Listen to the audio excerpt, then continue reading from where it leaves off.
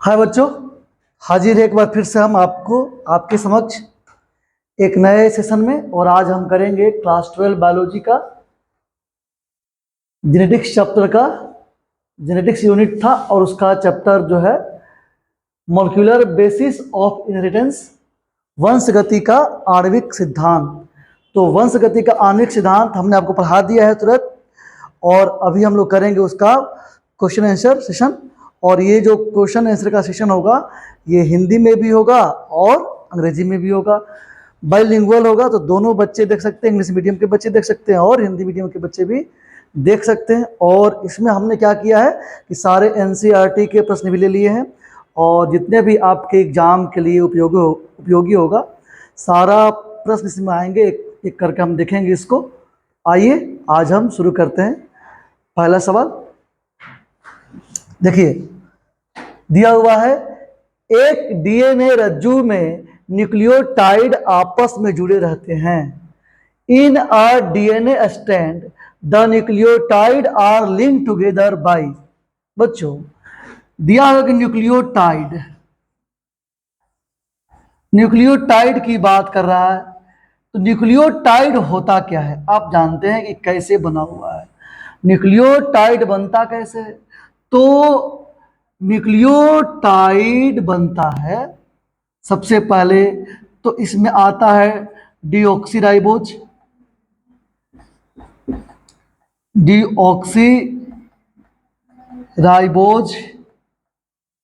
Sugar. इसमें जुड़ता है नाइट्रोजन बेस और पुनः इसमें जुड़ता है फॉस्फेट ग्रुप, फॉस्फोरिक एसिड। तो एक न्यूक्लियोटाइड बनता है। फॉस्फोरिक एसिड, डीऑक्सीराइबोज शुगर और नाइट्रोजन बेस से ही बना हुआ है आपका डीएनए। तो एक्चुअली डीएनए का सब यूनिट है न्यूक्लियोटाइड। तो एक न्यूक्लियोटाइड कह रहा है कि एक डीएनए रज्जु में न्यूक्लियोटाइड, जैसे मान लीजिए पहला न्यूक्लियोटाइड हो गया, ये दूसरा न्यूक्लियोटाइड हो गया, ये तीसरा न्यूक्लियोटाइड हो गया, ये चौथा न्यूक्लियोटाइड हो गया, ये पांचवा हो गया। तो ये सभी आपस में किस बॉन्ड से जुड़े हुए हैं? यानी न्यूक्लियोटाइड के पॉलीमराइजेशन से ही क्या बनता है? डीएनए बनता है। तो आपका उत्तर क्या होगा? तो बच्चों इसका उत्तर होगा, ये जो बॉन्ड देख रहे हैं ये सारे बॉन्ड, इन सारे बॉन्ड को हम कहते हैं फास्फोडाइएस्टर बॉन्ड। यानी इसका आंसर क्या हो जाएगा? ऑप्शन बी हो जाएगा कि in a DNA strand the nucleotide are link together by a phosphodiester bond. यानी डीएनए जो बनता है सीक्वेंस, उसके न्यूक्लियोटाइड जिस बंधन से, जिस आबंध से जुड़े हुए हैं, इसका नाम है फास्फोडाइएस्टर बॉन्ड, फास्फोडाइएस्टर बॉन्ड या आबंध। आपसे पूछे, सवाल ये पूछ सकता है आपसे कि 5 न्यूक्लियोटाइड को जोड़ने के लिए, 5 न्यूक्लियोटाइड को जोड़ने के लिए एक सिंगल स्ट्रैंड डीएनए में, एक रज्जु की डीएनए में 5 न्यूक्लियोटाइड को जोड़ने के लिए कितने फास्फोडाइएस्टर बॉन्ड चाहिए? एक रैखिक डीएनए है तो देखो जुड़ा हुआ है 1 2 3 4 5। 5 के लिए कितना बॉन्ड लगा हुआ है? 1 2 3 4। तो इसका फॉर्मूला होता है कि in a linear DNA if 5 nucleotide associated to each other, calculate the number of phosphodiester bond, then the formula is n minus 1, where n is the number of nucleotide। तो हम क्या करेंगे, जितना न्यूक्लियोटाइड होगा उसमें से एक घटा देंगे तो निकल जाएगा संख्या। अगर डबल रहता, अगर ये तो लीनियर है ना, तो लेकिन डीएनए कैसा है? डीएनए तो डबल हेलिक्स मॉडल में ऐसे है। तो कहता आपसे कि अगर द्विरुज्जुकी डबल हेलिक्स मॉडल में, ठीक है, 5 न्यूक्लियोटाइड के बीच कितने फास्फोडाइएस्टर बॉन्ड होंगे? तो कितने होंगे? तो इसमें हम 2 से गुणा कर देंगे, 4 गुणे 2, 8 हो जाएगा। डबल रहता तो निकाल करके 2 से गुणा कर देंगे। अगर यही रहता बच्चों कि एक सर्कुलर डीएनए है, सर्कुलर डीएनए में 5 न्यूक्लियोटाइड के बीच 1 2 3 4 5 कितने फास्फोडाइएस्टर बॉन्ड रहते हैं? तो यहां देखो, अगर डीएनए सर्कुलर हो गया, डीएनए गोल हो गया, सर्कुलर हो गया, तो देखो यहां पे फास्फोडाइएस्टर बॉन्ड की संख्या देखो सब समान है, पहला, दूसरा, तीसरा, चौथा, पांचवा। यानी कि अगर वृत्ताकार डीएनए हो, सर्कुलर डीएनए हो, तो वहां पे number of phosphodiester bond equal to number of nucleotide, number of nucleotide हो जाएगा। यानी यहां पे संख्या कितना हो गया? 1 2 3 4 गोल रहेगा, तो जितना न्यूक्लियोटाइड उतने फास्फोडाइएस्टर बॉन्ड। अगर लीनियर एक रैखिक है तो जितने न्यूक्लियोटाइड है उससे एक कम होगा फास्फोडाइएस्टर बॉन्ड। और अगर डबल हेलिक्स में है तो क्या करेंगे? एक निकाल करके 2 से गुणा कर देंगे। बच्चों, ग्लाइकोसिडिक बंध कहाँ रहता है? जब केवल तुम्हारा डिऑक्सीराइबोस शुगर, जब तुम्हारा केवल डिऑक्सीराइबोस शुगर, ये पेन ठीक चल रहा है ना? डिऑक्सीराइबोस शुगर जब तुम्हारा रहेगा डिऑक्सीराइबोज शुगर, और ये डिऑक्सीराइबोस शुगर जब जुड़ेगा नाइट्रोजन बेस से, जब जुड़ेगा नाइट्रोजन बेस से, तो जहां नाइट्रोजन बेस से ये जुड़ा, डिऑक्सीराइबोस शुगर जहां नाइट्रोजन बेस से जुड़ता है, तो इसके जुड़ने के बाद ग्लाइकोसिडिक बंध बनता है। और जब प्रोटीन आपस में जुड़ते हैं तो प्रोटीन के जुड़ने से पेप्टाइड बॉन्ड बनता है। यानी ये प्रोटीन को जोड़ता है, ये जोड़ता है प्रोटीन को। और जब एडेनिन और साइटोसिन और जो नाइट्रोजन क्षार है, नाइट्रोजन जो बेस है अपने में जुड़ा हुआ है, एडेनिन साइटोसिन जो जुड़ता है, ठीक है, ग्वानिन थायमिन जो जुड़ता है, ये जो जुड़ता है हाइड्रोजन बॉन्ड से जुड़ता है। तो नाइट्रोजन क्षार जो जुड़ा, हाइड्रोजन बॉन्ड से जुड़ा, प्रोटीन जुड़ता है पेप्टाइड से, डीएनए का न्यूक्लियोटाइड जिस बॉन्ड से जुड़ा हुआ उसका नाम है फास्फोडाइएस्टर बॉन्ड, और ग्लाइकोसिडिक बॉन्ड के द्वारा जुड़े हुए हैं कौन? डिऑक्सीराइबोस शुगर और नाइट्रोजन बेस। ठीक है, इसका उत्तर वैसे भी होगा। मैंने सारी बातें बताई आपको, आशा करता हूं आपको समझ में आया होगा। अब हम बढ़ते हैं अगले सवाल की ओर। हटाना पड़ेगा। में से जीन्स की अधिकतम तथा न्यूनतम संख्या वाले मानव गुणसूत्र क्रमशः हैं। The human chromosome with the highest and the least number of genes in them are respectively. तो बच्चों देखो, एक सेल आप जानते हैं, इस एक सेल में एक तुम्हारा न्यूक्लियस, एक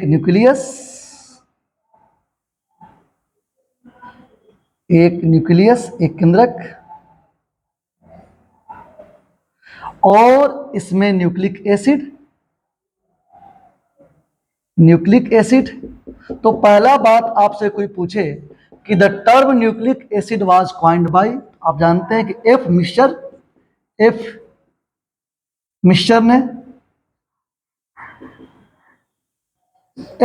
ने क्या दिया था? न्यूक्लिक एसिड टर्म दिया था। और इसके बाद इससे बनता है तुम्हारा क्रोमोसोम। तो हर सेल में कितने क्रोमोसोम है? तो हर सेल में तुम्हारे 23 पेयर्स क्रोमोसोम। इस पेयर में से जो क्रोमोसोम नंबर 1 है, ये जो क्रोमोजोम नंबर 1 है, यहाँ पे 2986 जीन है, 2986 जीन है यहाँ पे। तो क्रोमोजोम नंबर 1 पे सबसे ज्यादा, और जो ह्यूमन में, जो मेल में 23 पेयर पे जो एक्स वाई क्रोमोजोम है, उस यहाँ पे जो वाई क्रोमोजोम है, इस वाई क्रोमोजोम पे क्रोमोजोम की जीन्स की संख्या है 231 जीन्स। तो सबसे ज्यादा तो एकवा पे है, नंबर 1 पे। और 23वां क्रोमोजोम के जो वाई जीन है, वाई जो क्रोमोजोम है एक्स वाई पेयर में, यहाँ पे वाई क्रोमोजोम पर 231 दिन सबसे कम है। सबसे बड़ा भी, सबसे लंबा भी पहला क्रोमोजोम है, और सबसे छोटा भी वाई क्रोमोजोम है। क्यों? क्योंकि जो लंबा है तभी तो इस पे ज्यादा जीन है, ये कम है तो इस पे कम जीन है। तो इसका उत्तर क्या हो गया? ऑप्शन नंबर सी।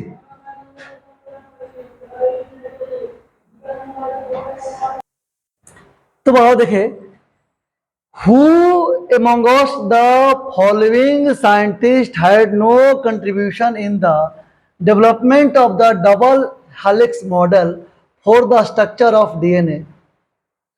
निम्नलिखित वैज्ञानिकों में से किसने डीएनए की संरचना की द्विरंजुकी मॉडल के विकास में योगदान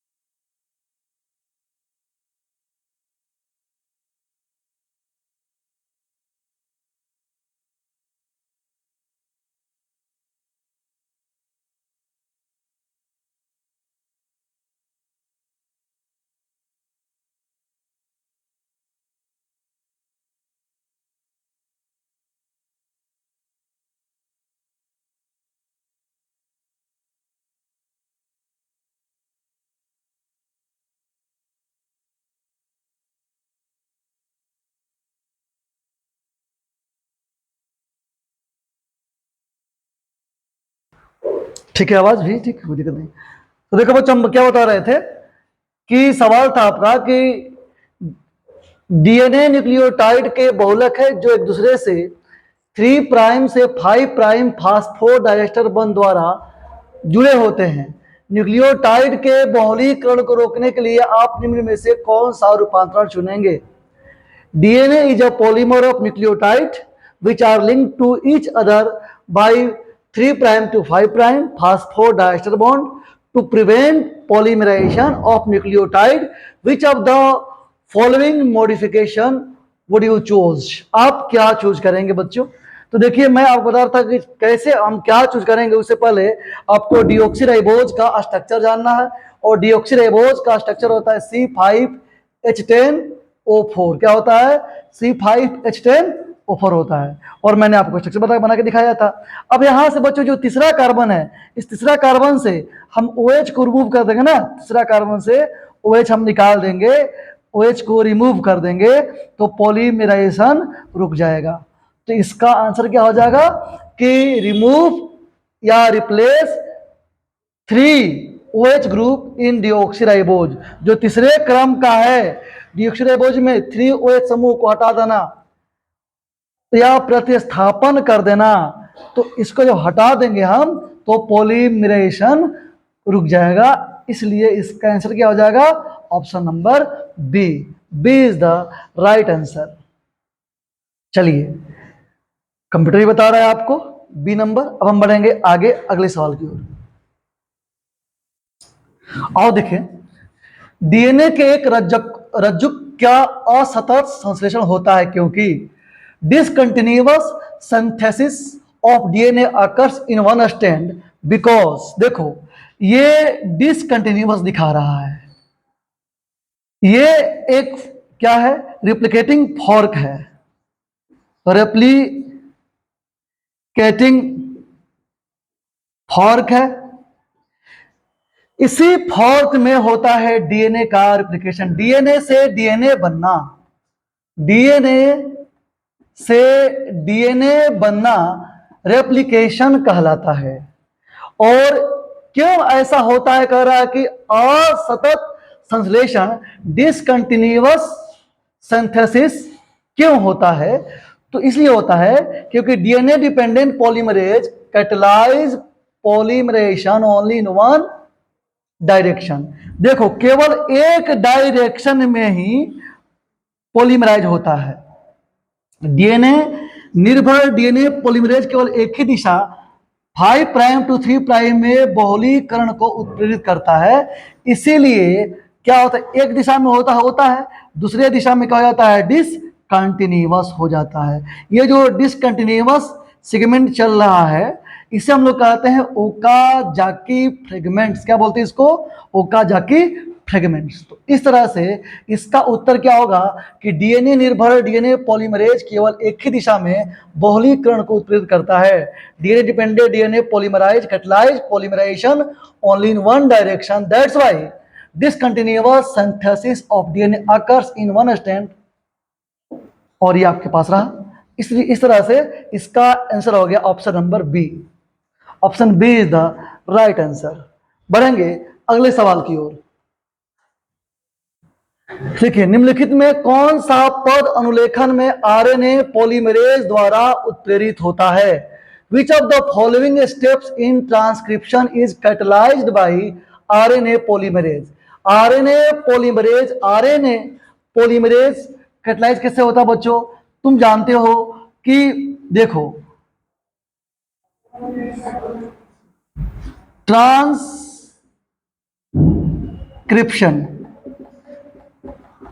ट्रांसक्रिप्शन की 3 प्रक्रिया है। ट्रांसक्रिप्शन क्या होता है कि डीएनए से आरएनए बनता है, डीएनए से आरएनए बनता है, इसे हम कहते हैं ट्रांसक्रिप्शन। और ट्रांसक्रिप्शन की 3 प्रोसेस है।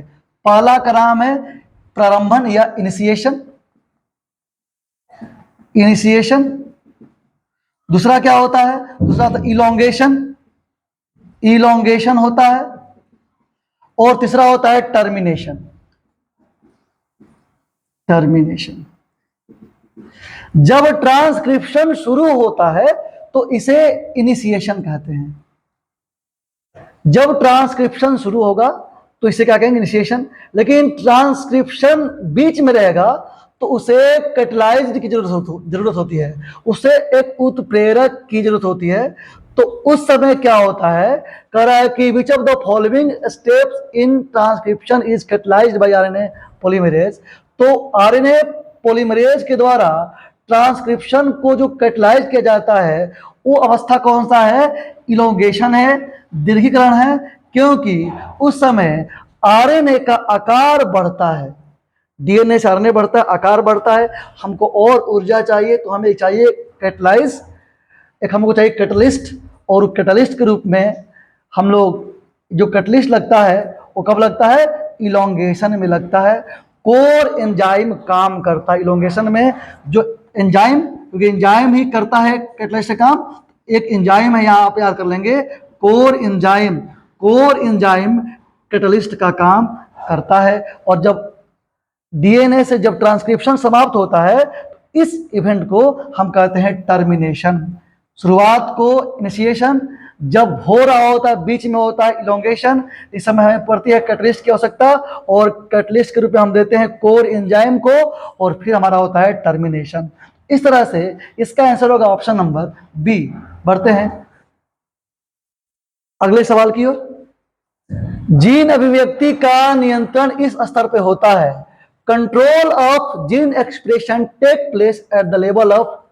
कहां पे जीन एक्सप्रेस होता है बच्चों, तो जब डीएनए से आरएनए बनता है, आरएनए से बनता है प्रोटीन, आरएनए और प्रोटीन के बीच में ही जीन एक्सप्रेस होता है।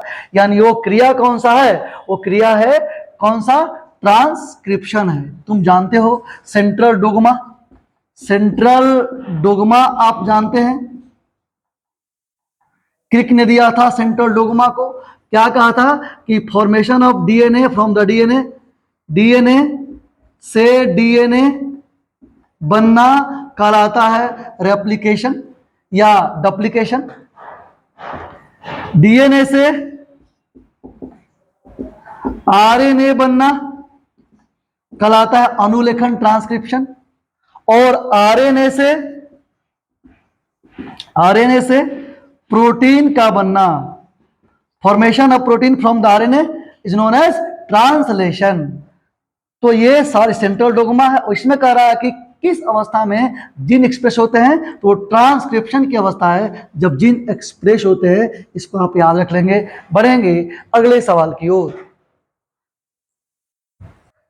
कुछ विषाणुओं में डीएनए का संश्लेषण आरएनए टेम्पलेट का प्रयोग करके होता है, ऐसा डीएनए क्या कहलाता है। In some viruses DNA is synthesised by using RNA as template, such a DNA is called cDNA। क्या बोलते हैं इसको, cDNA बोलते हैं। वैसे जब हम वायरस का डीएनए करते हैं संश्लेषण, तो उस डीएनए को हम कहते हैं cDNA। आगे बढ़ेंगे अगले सवाल की ओर।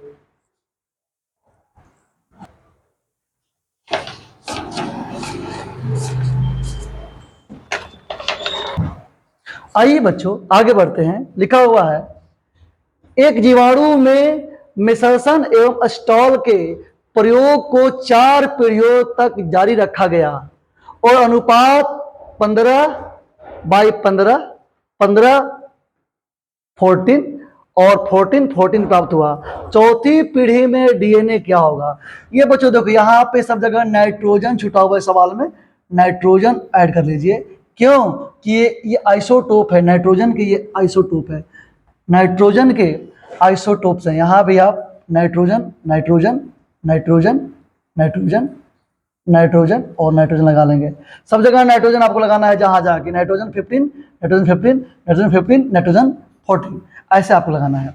तो देखो कुछ ये जो कॉन्सेप्ट है, ये कॉन्सेप्ट आया एक पढ़ने तो लोग एनसीईआरटी में दिया हुआ है, semi conservative mode of DNA replication. ये दिया था किसने, वाटसन और क्रिक ने दिया था। कि देखो जैसे ही एक डीएनए अगर है, एक डीएनए हो रहा है, इसी डीएनए से दूसरा स्ट्रैंड बन जाता है। एक डीएनए से रहता है तो दूसरा डीएनए अपने आप कंजर्व हो जाता है। इसे हम कहते हैं semi conservative mode of the DNA replication. कि एक डीएनए स्ट्रैंड से रहेगा तो दूसरा डीएनए स्ट्रैंड ऑटोमेटिक बनेगा। और ये जो बन रहा है दूसरा, इसे हम कहते हैं semi conservative mode of DNA replication. दिया था वाटसन और क्रिक ने। इसी को एक्सपेरिमेंट से प्रूव किया था कौन? तो देखो एक्सपेरिमेंटल प्रूफ किया कौन? तो एक्सपेरिमेंटल प्रूफ किया था हमारा दो साइंटिस्ट थे, ठीक ना। एक नाम था मिशेल्सन और एक नाम था सेथल्स। तो मिशेल्सन और सेथल्स थे जिन्होंने इस सेमी कंजर्वेटिव मोड को क्या किया था? सिद्ध किया था। यह नाम लिखा हुआ है तो नाम तुम ये लिख लेना, याद कर लेना। कौन एक्सपेरिमेंट किया था? एक्सपेरिमेंट किस पर किया था? तो बैक्टीरिया जो किया था उसका नाम था E coli. E coli bacteria पे एक्सपेरिमेंट किया था। और किसके हेल्प से? तो नाइट्रोजन के isotopes, heavy nitrogen isotopes, heavy nitrogen isotopes के हेल्प से किया था। तो इस तरह से इसका ये एक्सपेरिमेंट हुआ। उसमें अनुपात जो देखा वो देखा था 0:1:7। तो ये आपको ये सारा एक्सपेरिमेंट याद रखना है। और इसका जो अनुपात आया चौथी पीढ़ी में क्या आया? 0:1:7, 0:1:7। बढ़ते हैं अगले सवाल की ओर। आइए देखें, mRNA में यदि एक कूट का बेस क्रम 5AUG3 है, इसी के साथ RNA जुग्मन का क्रम क्या होना चाहिए? RNA जुग्मन होना चाहिए था। यहाँ पे अगर mRNA है तो यहाँ पे tRNA, यहाँ पे T होना चाहिए, tRNA जुग्मन का क्रम होना चाहिए। तो देखो बच्चों, ये तुम्हारा जेनेटिक कोड से संबंधित सवाल है। तो इसमें हम लोग कोडोन का कॉन्सेप्ट आता है। कोडोन क्या होता है? तो combination of 3 nucleotide on mRNA। अगर एक mRNA पर 3 हम न्यूक्लियोटाइड लगा दे, 3 हम लगा रहे हैं 5 प्राइम से 3 प्राइम में AUG, तो कह रहा है कि इसके साथ अगर tRNA जुग्मन, तो बच्चों tRNA पर जो कोडोन होता है ना, इसे हम कहते हैं एंटी कोडोन। क्या कहते हैं इसको? हम एंटी कोडोन कहते हैं। कोडोन समझिएगा, combination of 3 nucleotide on mRNA, combination of 3 nucleotide of mRNA is known as codon. Hindi वाले बच्चे समझ लेंगे कि mRNA पे 3 न्यूक्लियोटाइड बैठा देना कोडोन कहलाता है। mRNA पर 3 न्यूक्लियोटाइड के क्रम को कोडोन कहते हैं। tRNA पर 3 न्यूक्लियोटाइड के कोडोन को हम क्या कहते हैं? हम कहते हैं एंटी कोडोन। तो यहाँ कोडोन दिया हुआ है, इसी का एंटी कोडोन पूछा हुआ है, तो इसका एंटी कोडोन हो जाएगा 5 प्राइम टू 3 प्राइम में CAU। क्या होगा? CAU होता है, कॉम्बिनेशन करता है, एक दूसरे के विपरीत वाले कोडोन हैं। इस तरह से इसका हो जाएगा CAU, option number B, 5 prime CAU 3 prime. आगे बढ़ेंगे अगले सवाल पर। तो बच्चों, अभी वीडियो तो और बनाना था हम लोगों को, लेकिन क्या है कि हम लोग जिस बिल्डिंग में शूट कर रहे हैं, यहाँ बहुत खटखुट, बहुत काम हो रहा है। और लेबर लोग को हमने बोला था कि भाई रुक जाइए, जो वर्कर है, कारीगर है, उनको बोला था मैंने। तो आज इतना ही रहेगा, फिर हम कल ही फिर हम हाजिर होंगे आपको बाकी के प्रश्नों के साथ, है ना। बाकी के प्रश्न के साथ हम कल हाजिर हो जाएंगे। आप क्या करेंगे? इतने सवाल को देखेंगे। आज था मेरा टारगेट कि मैं 25 सवाल कराऊं, लेकिन 10 ही सवाल हो पाया है, क्योंकि कुछ तकनीकी गड़बड़ी भी हो गई है और काम भी लगा हुआ है, बारिश भी हो रही है। ठीक है, तो इतना देखेंगे। हम मिलते हैं आपसे अगले एपिसोड में कल ही। Like, comment and subscribe.